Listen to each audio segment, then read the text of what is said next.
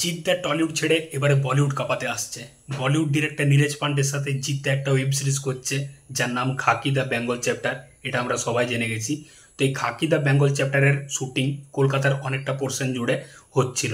তো এই কলকাতার যে শুটিং পোর্শনটা সেটা কমপ্লিট হয়ে গেছে খাকি দ্য বেঙ্গল চ্যাপ্টারের। তো এই ওয়েব সিরিজে সুপারস্টার জিদ্দা ছাড়াও বাংলার অনেক স্টার সুপারস্টারদের দেখতে পাবো। এখানে প্রসেনজিৎ চ্যাটার্জি, পরমব্রত চ্যাটার্জি, শাশ্বত চ্যাটার্জি, মানে একটা হিউজ কাস্টিং আছে। এবং এই ওয়েব সিরিজে জিদ্দার এগেনস্টে ভিলেন হিসাবে দেখতে পাবো প্রসেনজিৎ চ্যাটার্জিকে। ইয়েস, বোম্বাদা থাকবে এই সিনেমার ভিলেন, মানে জিৎ ভার্সেস প্রসেনজিৎ। এই টাসেলটা আমরা এই ওয়েব সিরিজে দেখতে পাবো। তো জিদ্দাকে আমরা ওই সিনেমাতে 2.5-3 ঘন্টা দেখেছি, ঠিক পোষায়নি ভাই। এই ওয়েব সিরিজে মানে একটা ওয়েব সিরিজ যেমন করে হোক অন্তত 5-6 ঘন্টা তো হয়ই। তো এই 5-6 ঘন্টা ধরে জিদ্দার পুরো একটা পাওয়ার প্যাক একটা অ্যাকশন মানে ওয়েব সিরিজ অ্যাকশন সিনেমা দেখতে পাবো, সেটা একটা বিরাট ব্যাপার। তো এই খাকি দ্য বেঙ্গল চ্যাপ্টার ওয়েব সিরিজে কলকাতা শুটিং পোর্শনের কিছু লিক ফুটেজ আমরা ফেসবুকে দেখতে পাই এবং সেখানে জিদ্দাকে রাফ অ্যান্ড টাফ একটা হ্যান্ডসাম লুকে দেখতে পাই। ওই বুমেরাংয়ের যে প্রমোশনের সময় যে লুকটা ছিল ঠিক এই লুকটাই আমরা শুটিং পোর্শনে দেখতে পাই।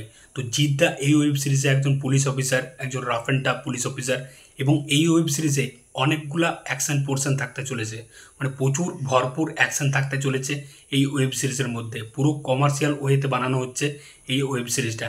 তো জিদ্দার সাথে ডিরেক্টর নীরজ পান্ডে দুটো সিনেমা বানিয়েছিল, দুটোই কিন্তু খুব ভালো সিনেমা। একটা হচ্ছে দ্য রয়্যাল বেঙ্গল টাইগার, যেটাতে আবির চ্যাটার্জি ছিল, আবির চ্যাটার্জি, জিৎ।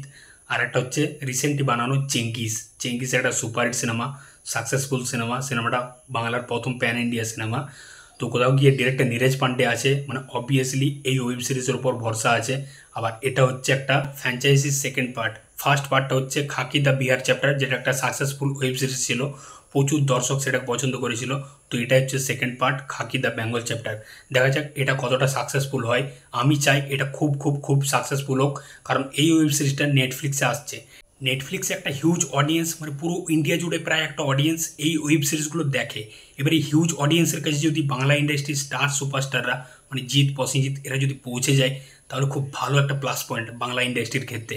পরবর্তীকালে যখন প্যান ইন্ডিয়াতে সিনেমা আসবে তখন অডিয়েন্স খুব ভালোভাবে সেটা অ্যাকসেপ্ট করতে পারবে। আজকে তামিল, তেলেগু বা কানাডা ইন্ডাস্ট্রি বা মালায়ালাম ইন্ডাস্ট্রি হঠাৎ করে তারা এতটা সাকসেসফুল হয়ে যায়নি। তারা প্রথমেই টিভিতে সিনেমা দিত, আস্তে আস্তে আস্তে আস্তে গ্রো করেছে, মানুষের মনে একটা জায়গা করেছে। তো এইরকমভাবে একটা মানুষের মনে জায়গা করে ইন্ডাস্ট্রিকে আগে নিয়ে যাওয়া যায়। তো দেখা যাক এই ওয়েব সিরিজটা কি 2024-এর শেষ দিক করে আসে নাকি 2025-এ। আমার যতদূর মনে হয় এটা 2025-এর শুরুর দিক করে আসবে, কারণ এটা বলিউডের ওয়েব সিরিজ, বাংলার না। বলিউড অনেকটা টাইম জুড়ে সেটা শুটিং করে, সেটা পোস্ট প্রোডাকশনের কাজ করে, আর তারা তাড়াহুড়োর মধ্যে করে না। এবং ডিরেক্টর নীরজ পান্ডের কাজ মানে সেটা খুবই ভালো একটা কাজ হতে চলেছে। তো জিদ্দাকে সেই রাফ অ্যান্ড টাফ একটা পুলিশের চরিত্রে দেখতে পাবো, তার সাথে প্রসেনজিৎ ভিলেন, মানে একটা বিরাট ব্যাপার। তো দেখা যাক এই টাসেলটা দেখার জন্য আমি তো খুবই এক্সাইটেড। তোমরা কতটা এক্সাইটেড অবশ্যই কমেন্ট করে জানাও। দেখা হচ্ছে পরের ভিডিওতে। এই নতুন চ্যানেলটাকে অবশ্যই সাবস্ক্রাইব করে দাও। বস চলো।